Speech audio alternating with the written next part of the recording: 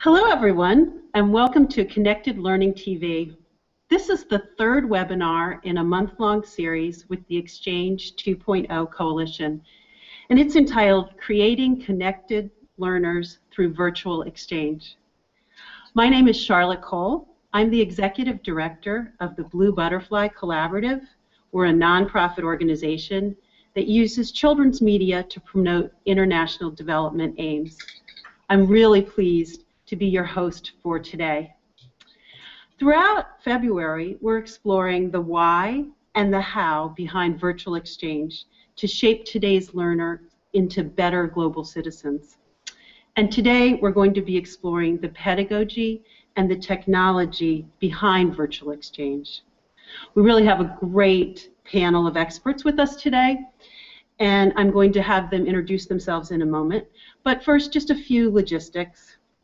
To those of you that are participating on the live stream right now, please use the chat there to introduce yourselves. You can connect with each other and ask questions that we will try to address here in the Google Hangout. We're also chatting throughout the month in the Connected Learning Google Plus community, and also via the hashtag Exchange20, that's hashtag Exchange20 on Twitter. So the links for those should also be in the live stream chat.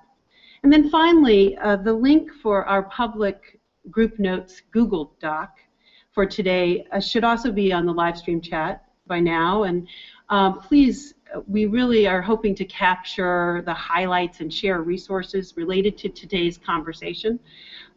So that Google Doc will remain open to the public so that we can continue to be adding to it even after today. So I think that's it for the logistics. And now we get on to the good stuff. We're joined today by just a really terrific panel.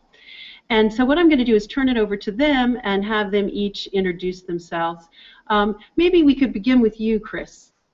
Sure. My name is Chris Dubia. I am a past educator, artist, environmentalist, and recent founder of MapWorks Learning. Thanks very much. Great. And now Gayle and Susan. Hi, my name is Gayle Hartigan, and I am the Computer Resource Specialist at Tallwood High School in Virginia Beach, Virginia. I'm Susan Motley. I'm an English teacher and department chairperson for the Global Studies Academy at Tallwood High School in Virginia Beach, Virginia. Great. And Hannah? Hi, everyone. I'm Hannah Weitzer. I'm a program manager at Global Nomads Group, where I focus on running our programs connecting students in Afghanistan, Pakistan, and the U.S. Thanks. Great. And Katja? Hello, everybody.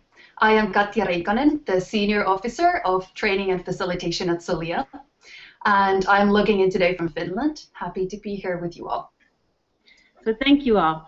So what we're going to do is I'm going to give each of the panelists a chance to just say a few words, top-line remarks on today's topic, and then we're going to open it up to have hopefully a more interactive exchange to try to answer some questions that you might have and really tackle this topic in a dynamic way.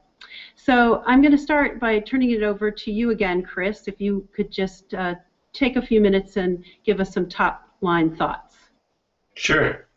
I think the topic is quite an interesting topic. In my mind, it's more taking it to sort of the how do you participate, how do you become contributors, the whole idea of engaging young people, incentivizing young people, encouraging participation. These are the things that have been on my mind and that I think a lot are on people's mind when they're thinking about these exchanges, making them rich and participatory and collaborative in nature. And I think these are the challenges that exist, and how do you address those? And so yeah, those are some, I guess, some questions and some things that are on my mind and that have been on my mind and that I think will continue to be out there. And I think those are some opportunities, if you can solve them, that those will provide for more of rich space for participation. So that's just kind of off the cuff what I'm thinking, and I'll pass it on to. Great. So maybe Gayle now, you and Susan. I would like to just say that this is a topic very close to my own heart, and we have a school within a school in our high school called the Global Studies and World Languages Academy with a mandate to connect to the world. And since technology was my area of expertise in this, I began searching 8 years ago for ways to connect our students with other students around the globe. And we have had some amazing opportunities to talk with peers, to connect peers to other peers in other parts of the world over really sticky topics, and to have them talk and discuss and come to some understanding, to disagree, and then see how that works, to work out those misunderstandings. A lot of work with stereotypes, and we've just found it to be an incredibly enriching way for our students to go beyond the walls of the classroom. Not all of our kids have a chance to travel abroad, but they can certainly travel through the wonderful technology that we have and meet with other students. Great. Well, I'll echo what Chris said and what Gayle said. I loved Chris's phrase, rich space.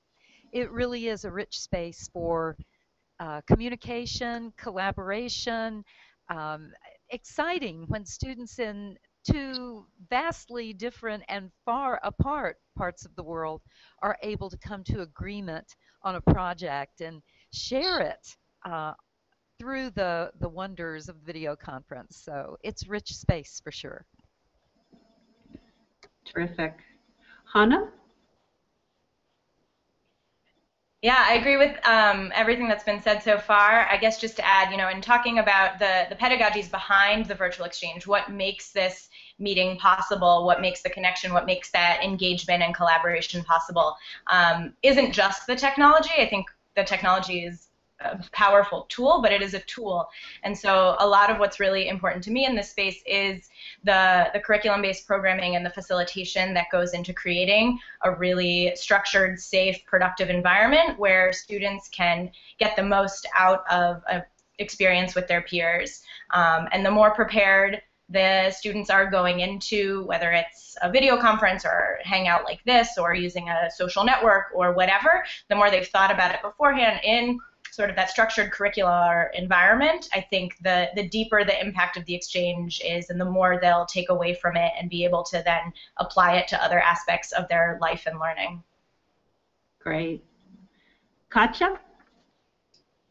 I just wanted to continue what Hannah was just saying. I think one of the perspectives maybe I can talk about today is the academic setting. We work in Soliya with university partners and university students, so how to bring forth this sort of structured learning that Hannah was talking about in the academic setting and make it relevant for different disciplines, to the extent where some universities are thinking of having that as part of their core curriculum. So a true testament of the kind of the importance and recognition that 21st century skills are gaining today. That's great. I think a lot of the kind of themes that run through what you're all saying is really how the virtual exchange is very similar in some ways in terms of the kinds of goals that can be achieved to physical exchanges.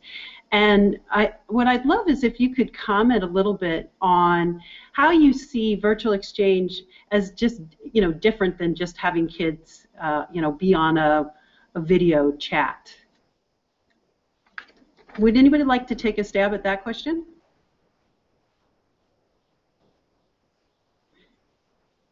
Hannah? Sure. So I think, again, a lot of that, and echoing Katja again, is about what goes into it in an academic setting. Soliya works with higher education. At Global Nomads Group, we work with secondary schools, including Tallwood. And, being able to develop a curriculum that educators can integrate into their classroom or in an extracurricular space provides an opportunity to really enrich that learning. And as Gayle mentioned, it's providing an opportunity for students who wouldn't necessarily have the ability to travel, or even if they're going to travel, maybe they're not going to be traveling to Afghanistan.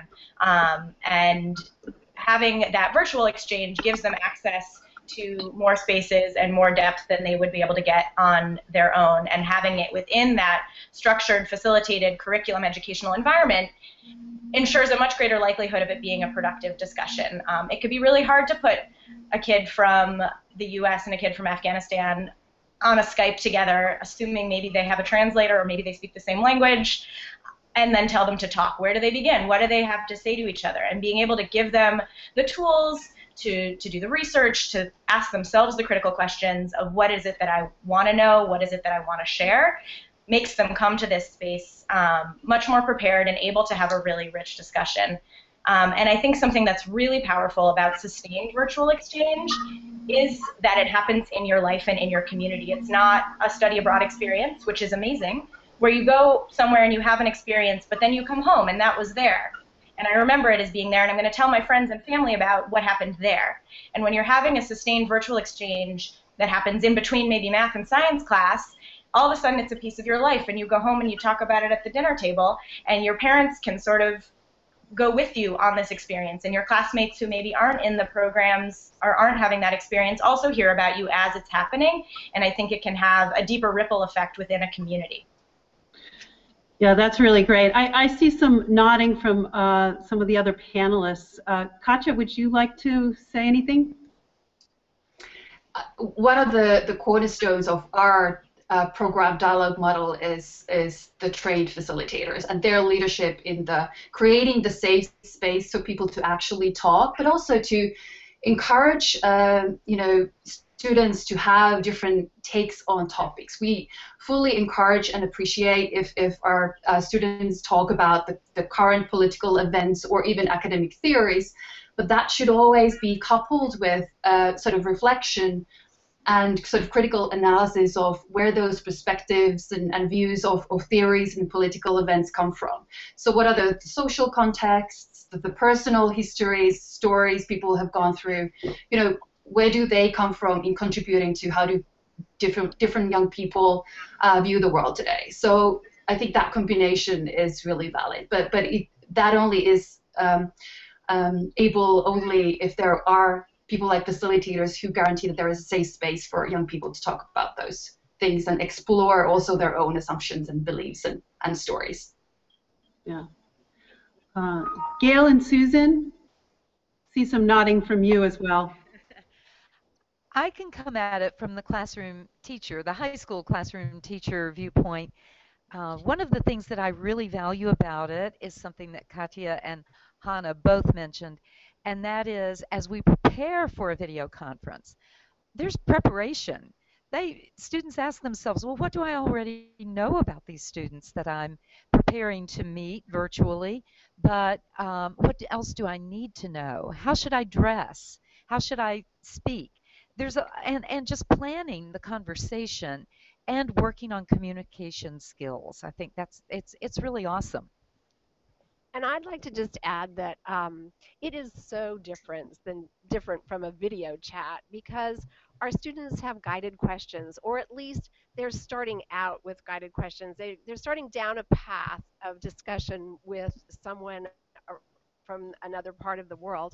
And those questions are often way deeper or way more revealing than just, hi, what do you like to eat? What do you do in your spare time? A lot of times we do have a little bit of time for that so they can get to know each other socially. But really, when you ask questions like, what does your family tree look like? How are you dealing with immigration in your community? These are issues that kids don't normally just pop onto a social networking site and ask each other. But the conversations are so rich and so rewarding. And in our own experience, we've found that these kinds of conversations prompt our kids to go the extra mile, to do a little extra research, to prepare themselves a little better. But not only that, they'll hear something in a conversation and go, wow, I didn't know that. I want to look into that further. So I think it just promotes a whole different level of learning when they're being challenged by peers from another part of the world. Thanks. Yeah. Chris, do you have any thoughts? I would just sort of agree with what everyone said, and I think it's key. The key in just being very real and being very relevant and reflective and sort of. I think the most important component of this is the facilitator, the moderator, in order for this to be a successful space, and that's been the key to the success of the spaces that I have been working on with Qatar Foundation International and several of the other organizations. That without that, it's kind of loosey-goosey, doesn't really go anywhere. But so if it's real, relevant, reflective, and you have a facilitator, moderator working, and I think, and if the discussions and the problems that are being discussed are relevant to what's happening in their world, that really makes it that much richer. So those are some things that I think what everyone has said that really I think are the keys to the differences from the traditional video conferences to a real relevant discussion where you're solving problems. And yeah, so. You know, I'd love to pick up on one of the points that you just made, Chris, in terms of facilitation, and this is something that some of the other panelists talked about, but I think it sounds like what you're saying is there's the planning that goes into these virtual exchanges is very important. And I'm wondering if any of the panelists can talk a little bit about what you think are some effective strategies for facilitating these kinds of virtual exchanges. Can I start off by just saying one thing? Then I'll be quiet. I think one thing, though, you have to be worried about is that you can't just take a classroom teacher who has never done this before and ask them to do it. In most cases, they're going to fail, not because they are not smart or not skilled. It's simply they don't necessarily have the proper tools to succeed. So you have to train the trainer, and I'll let someone else take it from there. So. Good point. Gayle. Yeah, I'd like to jump in and say Global Nomads group over the last 8 years has been marvelous in modeling facilitation for our students. We've had many, many video conferences with various facilitators and moderators. And so we've, in the last year and a half, have jumped into student moderation. And we are training our students to become the moderators. It is a skill set, and it is something that's not natural. I agree with Chris. You really have to know what you're doing. So we've been sort of watching the model that we've had and then working with our students to know how to moderate and how to facilitate. And right now we're in a year-long project with a school in Jordan, and each time we meet, one school or the other takes the lead in moderating the discussion, and it's been a great growth experience for our students. So moderating is really important. I'm just going to agree with you on that. May I maybe jump in? Oh, sure. Please, Katja. We also do train some of our Connect program alumni to be facilitators, and it's great to see the growth in those young people when they take up new roles. But you asked for facilitation strategies, and maybe something that really relates to what Chris was saying about flexibility is one of the key strategies for me. We have a set curriculum for the Connect program, but it never ceases to amaze me how different our groups are and the different the group processes that we have in Connect program are. And key for this is, or the reason for this is that all those different groups have different interests and differences and topics that are valid for them. So it's really important that the facilitator follows the group lead and lets them to talk about what is relevant for that particular group, for those particular young people. So I think that is really important. Great. Hannah? And I'll just add another strategy, also taking Gayle's shout out and paying it forward to Soliya, one of my favorite strategies is something that we've actually adopted from Soliya, is getting rid of the idea that a facilitator can be neutral or unbiased, and rather embracing this idea of a multi-partial facilitator. And multi-partiality is a word that I learned from Soliya and really enjoy, of trying to, as the facilitator, hold as many perspectives as possible, and trying to think what perspective isn't being heard, what voice isn't in this conversation, and how can I ask a question to get the students to identify that voice, or how can I represent those voices that none of the students are representing, just to get them to take the topic and dig deeper. Like one of the curriculum activities that we have a lot of our groups do is a conflict mapping, using a conflict tree to analyze.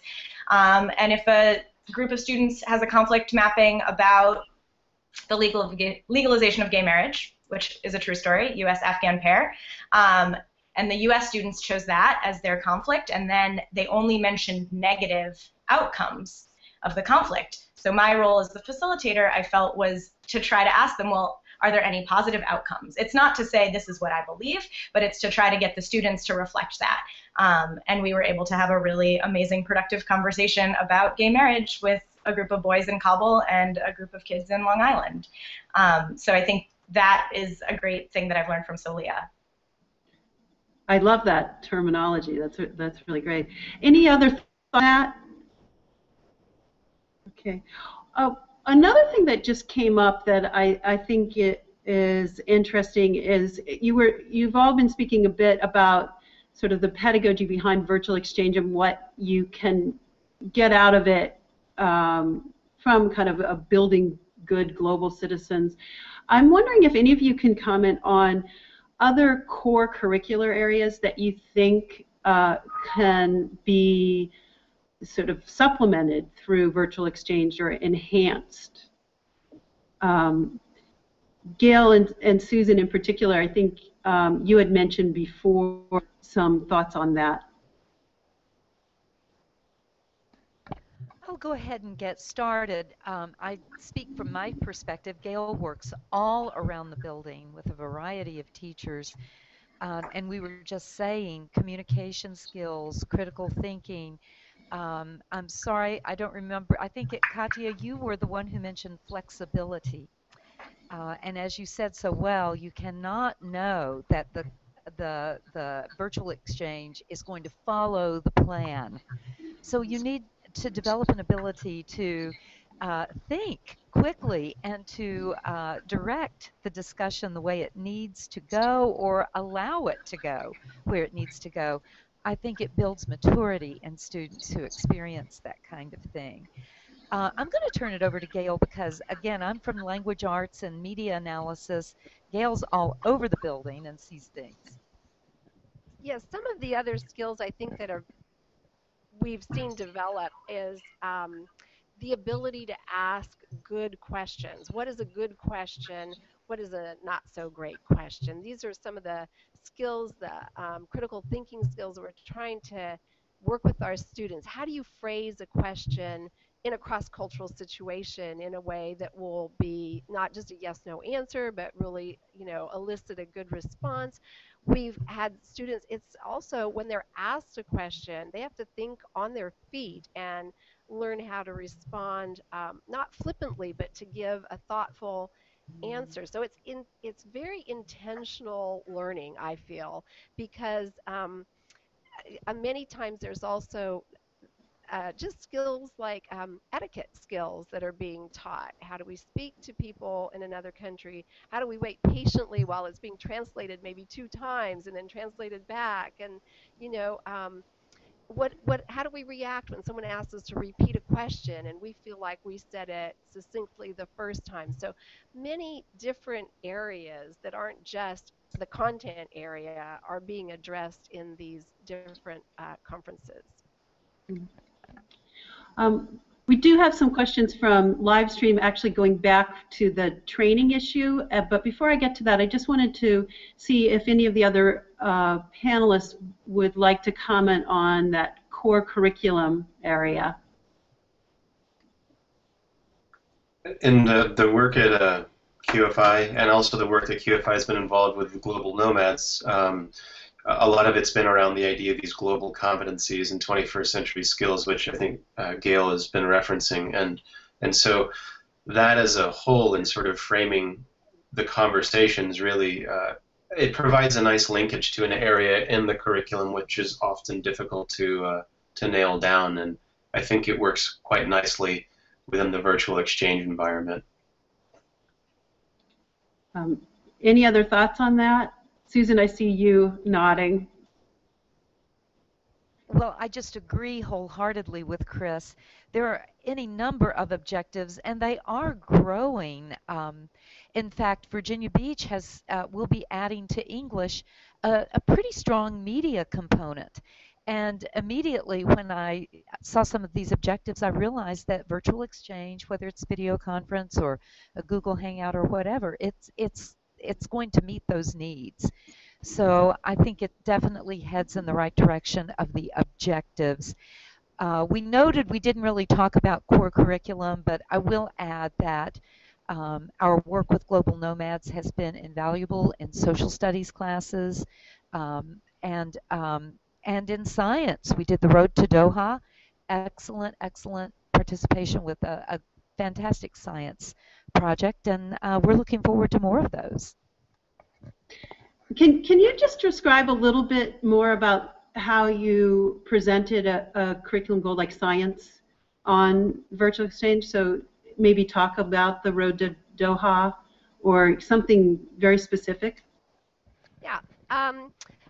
We had a class from Brazil and a class in Doha and our class, and we had a 9th grade ecology class, and each of the groups presented a ecological problem that they were facing in each of the 3 areas. And then we looked, each group presented what that problem was to the other group, and we brainstormed how could we bring awareness or do something about that in each of the 3 locations. Our school chose to do a little movie clip about sea rise. The school in Brazil chose to create a website with a blog, and the Doha students chose to do an assembly where they brought their students into their assembly and presented on their findings. And I can't exactly remember their topic, but at any rate, and then what we did was we submitted all of these projects to the school in Brazil, who posted everything on their website that they created. So they had our movie, and they had the Doha presentation, and they had their blog, and it was just a great collaborative project, all looking at the sort of pertinent ecological problem that they were interested in each of those schools. You know, it's so interesting. Oh, Susan, were you going to say something? Well, I will say, too, that the authentic learning in terms of the development of the public service announcement was pretty intense. This public service announcement was actually posted by Virginia Beach on their live stream. So students were under pressure to make sure it was a pretty good product. So I think just the English language, the language arts part with that, all of it really came together in a pretty exciting way. That's great. You know, it really goes back to what Chris and some of the others were saying earlier about this concept of a rich space. You know, you really see that highlighting. I think we want to go back to a question from the live stream that went back to the topic of training. And we have a question about the kind of training time that's needed, how much hands-on experience is needed to help student moderators. Do any of you have some comments where you can give some really specific advice on the training of student moderators? Maybe I can jump in here.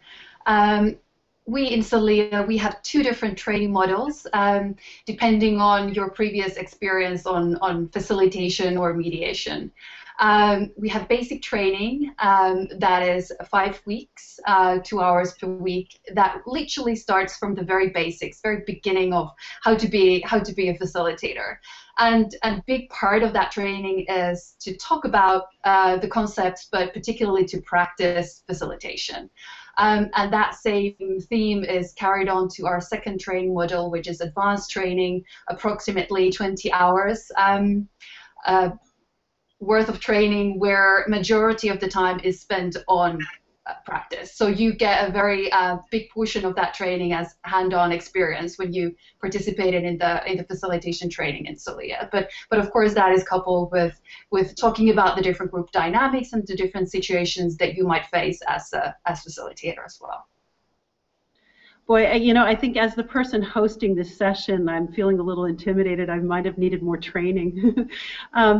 Hannah, would you like to comment, maybe from Global Nomads Group? Sure. So the student facilitation is something that GNG used historically in the earlier years of the organization, and then we sort of stepped away from it for a while, and now we're coming back to it. Some of our great successes have actually been in joint QFI programs doing student-facilitated webcasts, where a group of students will work together to craft the script and the questions and ask panelists, and do sort of what we're doing right now, broadcast live to audiences around the world. And that's been really great. And it definitely takes a lot of work, and that's a lot of one-on-one work, which maybe Gayle and Susan can talk more about what it is to sit down with a student and prepare him or her individually. I think that's really important in that student-facilitated setting. And something else that we're working on from the broader GNG angle is how do we prepare teachers to sit down with their students one-on-one and prepare them to facilitate. And I think that that's definitely a challenge for us, and like it's wonderful we have schools like Tallwood who have been in these programs for years and have seen it modeled.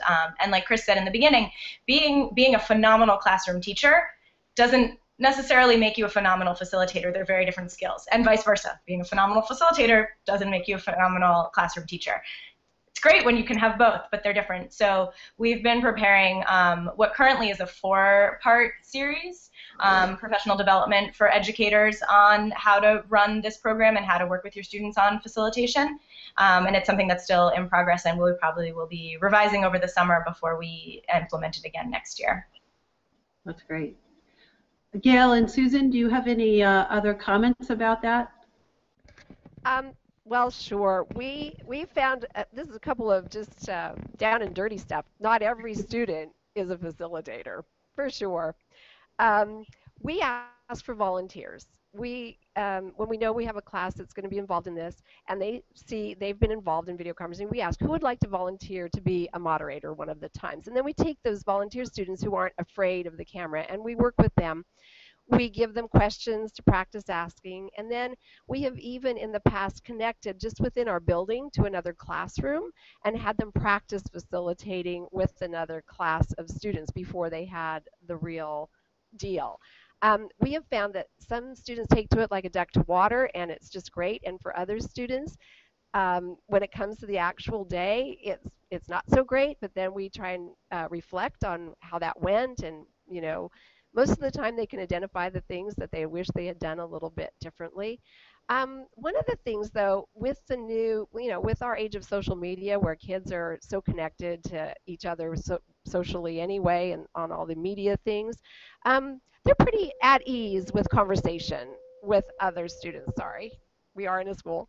And so they tend to run it more like a conversation, which I think is good. And I think that when they become too formal, that's when it gets a little stilted. So we're trying to keep them at that more relaxed conversational level. And to add, one really valuable component that we've been lucky to be able to do is reflecting afterward. And I think immediately afterward is good to run through all of the I should have, why didn't I, oh my goodness, what could I change if I could go back and redo this. I think we've learned a lot in those reflective meetings after the exchanges. Chris, do you have any thoughts about that? Okay. Oh, go ahead. Yeah. I don't have any. No, thanks. Okay. Another kind of question that surfaced from some people, and some of you touched upon this, is just this issue of language in virtual exchange and how you've dealt with it when you're putting groups together that are speaking different languages. And I'm wondering if any of you could comment more specifically on different strategies for handling that, and just your thoughts on that. Does anyone want to take a stab at that? I can if no one else wants to. Our U.S. Afghan program is run entirely in translation, and our U.S. Pakistan program is run about 60%, 50 or 60% of the groups are using translation. For us, it's really important. You know, we're really aiming to connect communities that aren't going to have the opportunity to be connecting on their own. If there's a language barrier, that's definitely a place where we can step in and provide that. So one key thing is, I mean, kind of obvious, but having a good translator. I think it's also really important that the translator is not the same as the facilitator. I think facilitation takes 100% of the focus, and translation takes 100% of your focus, so it's great if you can have two separate individuals taking on those roles. And I think it's really, it's a challenge for the students, but it's a really good one. We use consecutive translation, which means that they listen to their language, and then they listen to the other language, and then they get the answer, and then it's translated back into their language. So it's kind of a slow process, and it can be clunky, but if there's a good facilitator and translator, it can go smoothly. And the students really learn patience, and they learn to pick up on cues and other body language. I had a really amazing experience a year or so ago. I was in person at a school in Los Angeles. It was their 5th and final video conference with their partners in Afghanistan. They had been having these all year. It was my first time being in person with the kids in LA. And the students in Afghanistan were speaking in Dari, and they said something, and they all started giggling in this like very particular way. And the students in LA turned to each other, and they said, "Oh no, it's going to be something terrible." And that they had been able to pick up that that giggle was a cue for when they're talking about something bad, and they like sort of have this nervous laughter, was really incredible to me in terms of just being able to understand the complexity of different cultural contexts and cross-cultural communication and all those things. So I guess my advice about translation is that it can be hard, and it sort of takes time to work out the kinks, but it's absolutely worth it. Does anyone else want to jump in? I would echo what Hannah said, and I would also, some of the projects that I've been involved in have looked at translation and machine translation as a way to, I guess, increase participation, in particular Arabic, Portuguese, and English, simultaneous, synchronous translation across the board. And though it's a great, I think, idea, with the machine translation, you end up having, in many cases, to translate the translation. So what the person was trying to say is lost in translation. So the human element of having a real person on board as a translator to verify translations, or to just be the translator, is, I think it's key. But in some cases, the machine translation is like better than nothing. But QFI, Qatar Foundation International, they have invested a lot of man hours in creating a space that allows for the machine translation as well as human. The odd thing about it, though, is it's not really being used. So that's the other challenge, I think, and how it's actually being used, and that's the role of the facilitator, the moderator, and opportunities for language learning exists, I think, greatly within that space as well. Sort of informal language learning between students in classrooms. I'm just going off on tangents, sorry. Now, Katja, you want to jump in now? Yes, the language that our Connect program participants use is English, and this is actually something that is explicitly talked about in our program, the fact that we are using English. As the medium to talk to each other. That is very important for us to explicitly talk about. But again, here facilitators play an important role, of course, ensuring understanding, but also using the technology that we have to aid them in this. We have possibility to facilitators to write a written summaries of everything that has been talked about, so everybody who is participating can actually visually also see what has been said. So this is really important. But furthermore, there is also possibility for facilitators to reach out privately to each individual student to also check if they are having problems or if they would like further assistance with the language. And I would fully sort of agree with everybody who's been talking about this informal language learning that happens. This is really important component, and it is really wonderful to see our students to gain confidence in this cross-cultural communication and in their ability to express themselves using English and also deal with variety of different ways to speak English. So that's definitely great. Gayle and Susan? Yeah, if I could just pop in there. So we are the Global Studies in World Languages Academy, and we teach 8 languages here. So we have had video conferences in Japanese, Spanish, and Chinese before, with our students participating in those languages. And that is really interesting because, of course, the majority of our video conferences are always in English. But students that participate in a video conference in a second language have a great deal of respect for what's going on the other side of the world when they're in that English language video conference, because they've experienced what it is to try and form their thought in another language and then express it, so, and then to be asked to be, have it repeated and so on. So I think that was a really valuable experience for our students here too. I wanted to just point out on the other side that we often have video conferences as well where the students that are speaking English, it's not particularly clear to our students. It's maybe the accent is strong, or perhaps there's sometimes it's just the audio communication isn't really clear. And so we try to, while we have our microphones muted on our end, we collaboratively as a group try to make sure everybody has heard or understood what's going on. So we often have kids that will be listening and hear and understand, maybe just have a little bit better ear than others, and they'll say, oh, they just said this, and clarify on our side. So we have really active listening going on, I want to say, sort of maybe much more active listening than if it was just another native English speaker speaking. Yeah, that's so interesting. Hannah, you were going to say something?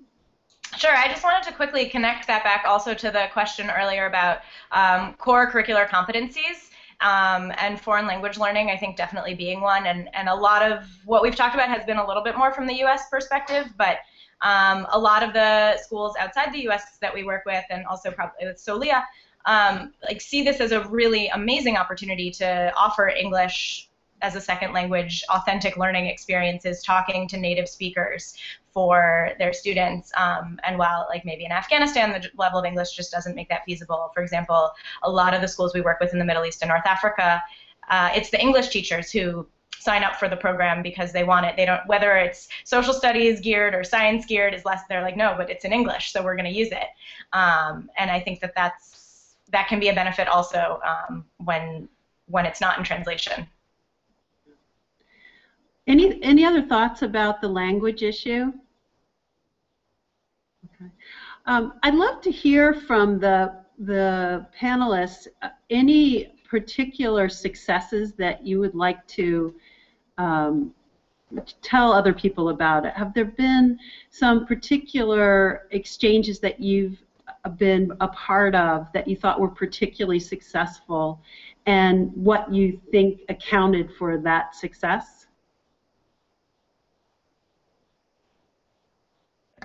Gayle, would you like to stop? Yeah, I'm sorry to talk so much, but I would like to share one in particular. This has been quite a few years ago now, but it was in the midst of all of the problems in Uganda, and we had a video conference with some survivors of child soldiering, and the students in Uganda shared their stories with our students. We happened to have an entire small auditorium full of about 100 students that day who listened to these young men and women tell their stories.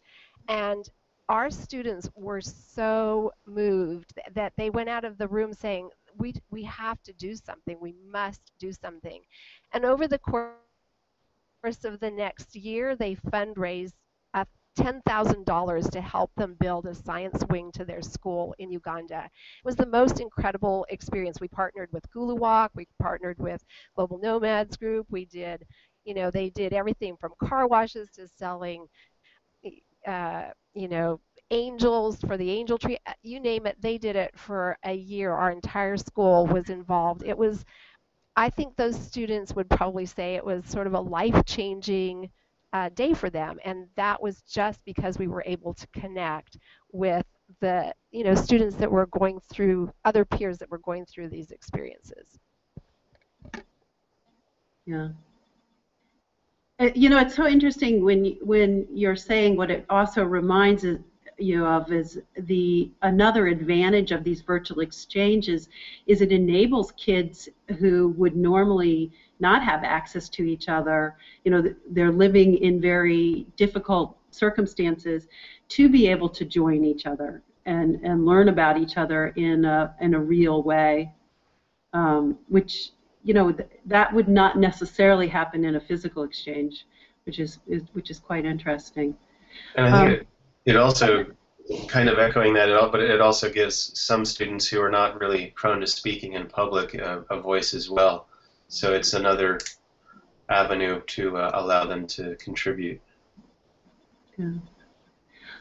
And I think sort of similar to Gayle's example, my biggest success stories are sort of what comes out of the exchange process, and already sort of built into, to go back to the curricula, but the curricular component of our programs is this idea of a collaborative project, and you're going to work together with your partners throughout the course of the program to identify a social issue in your community and act in parallel or together to address that issue or those issues, and really encouraging them to look simultaneously at your local community and your global community, and what happens from having a partner school around the world, and sort of that mirroring effect, the way you see your own society differently, and the way the impact is different, is really amazing. Sorry to keep talking about Afghanistan, but very dear to my heart.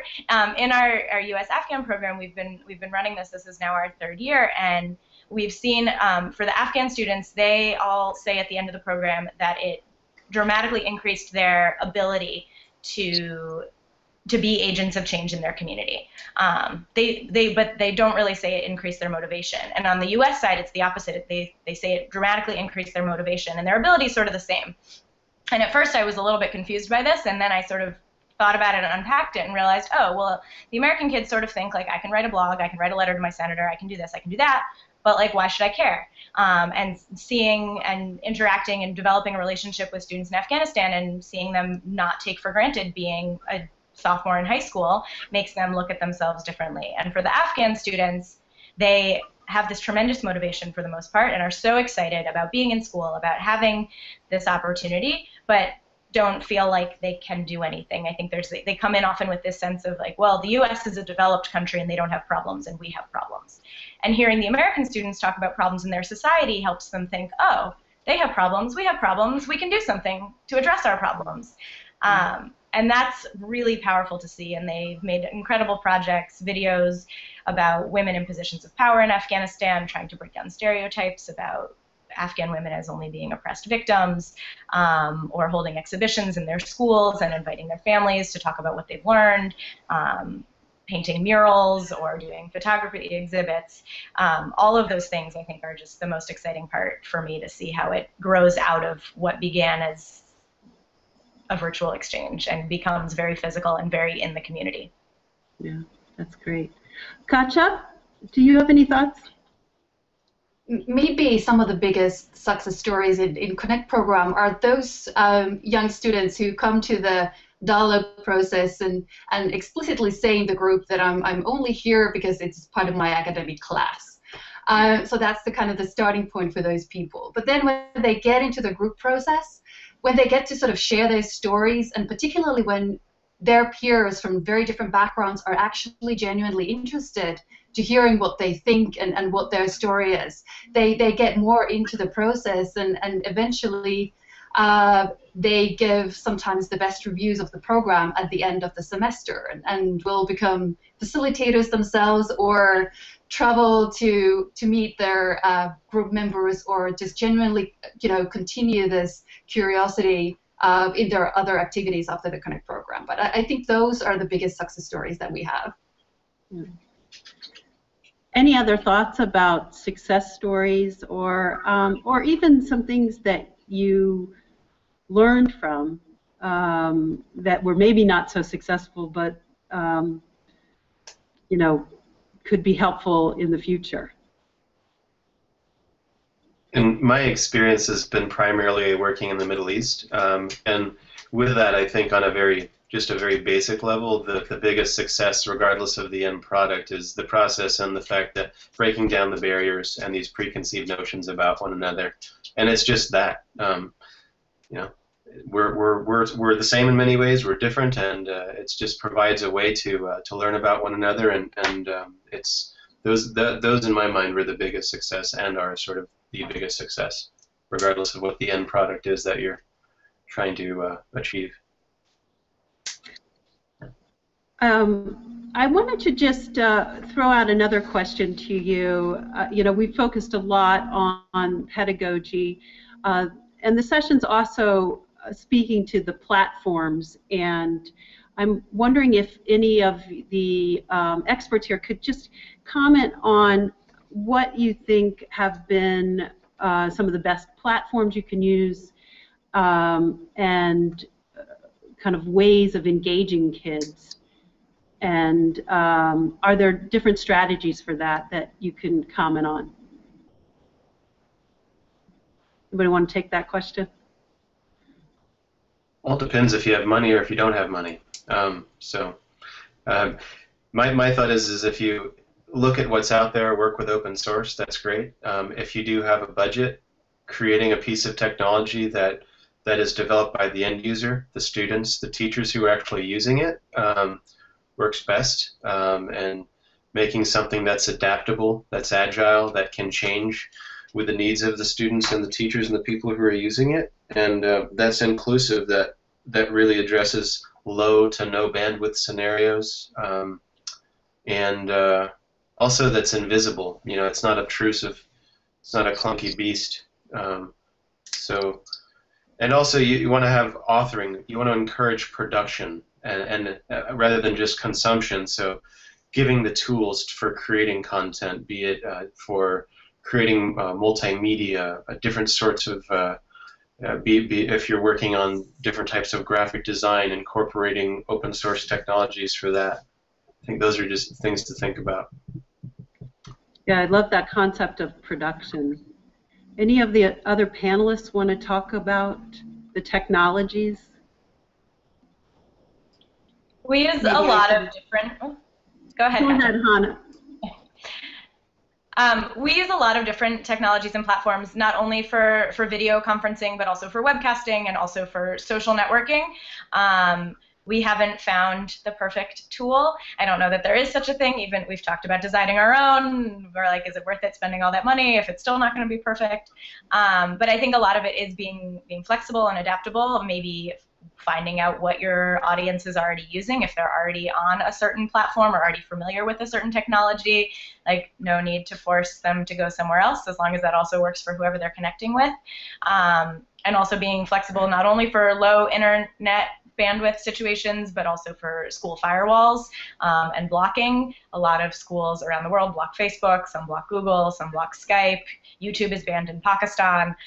So really just the need to sort of be flexible and adaptable and find what works for the context that you're in. I don't think there's an easy one-size-fits-all answer.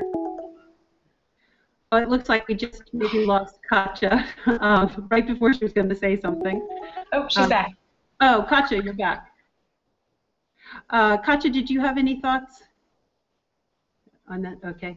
So we just have a few minutes left, and I just wanted to kind of go back to each of the panelists and see if you just have some final remarks before we close. Maybe we'll start with you, Chris.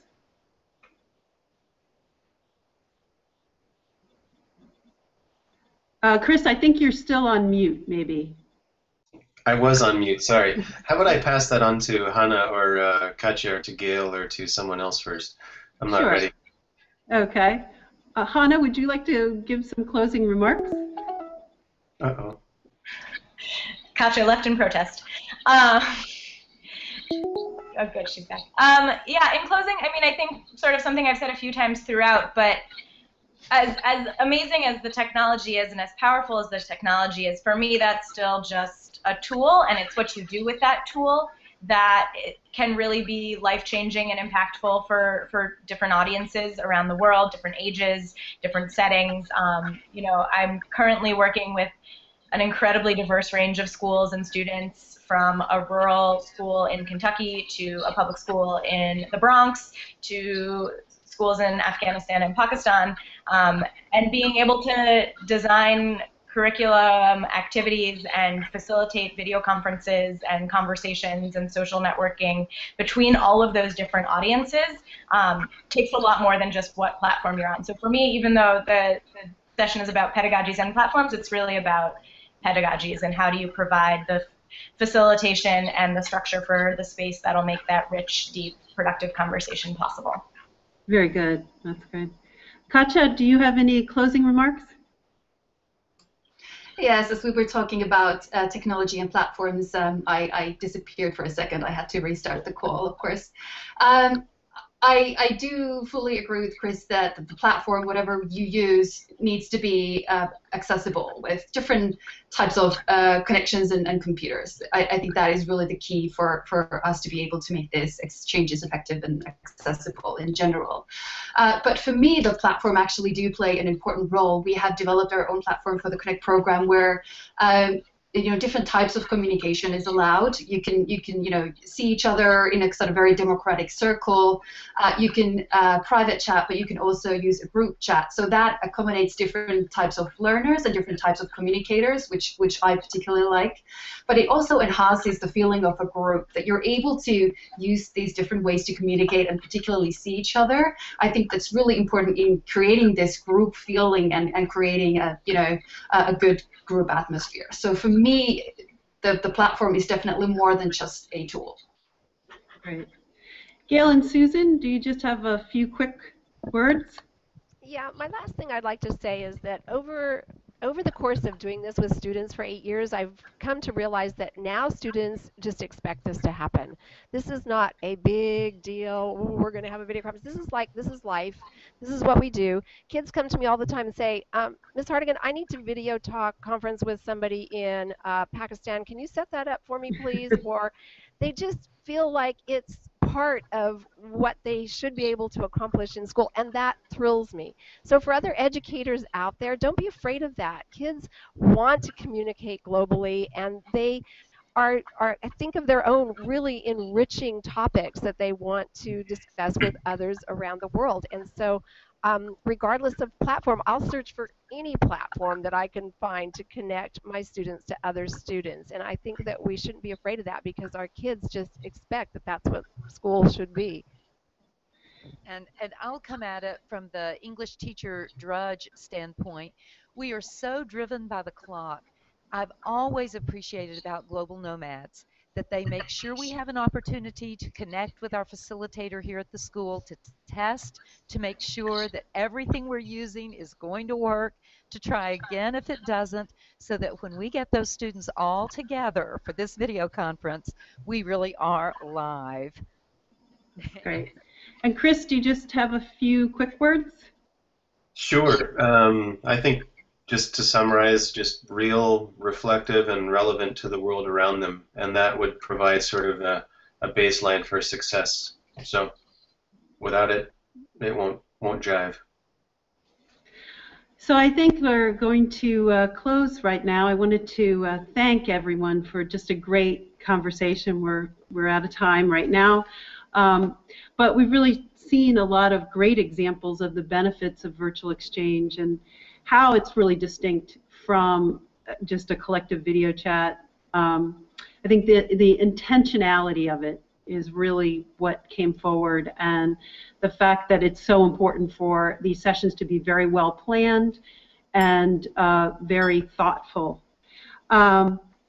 So I wanted to thank everyone who's participated. By tomorrow, we should have a full recording of the webinar and other curated content up on www.connectedlearning.tv, and that you can share with your own networks. And so we're going to just close right now. We encourage everyone to keep the energy going and continue the discussion using the Twitter hashtag exchange20, and by getting involved in the ongoing conversations within the Connected Learning Google+ community. I'd also like you to really encourage all of you to join the live stream next Thursday, which would be at 11 a.m. Pacific time, 2 p.m. Eastern, and it will be the final session in this 4-part series, and it's focusing on impact. So you can check it out on www.connectedlearning.tv for more details. So I want to just close by thanking everyone. This has been a great session. I know I've learned a lot, and thanks to these wonderful panelists for sharing so much with us today. And I think we'll sign off here. So thank you.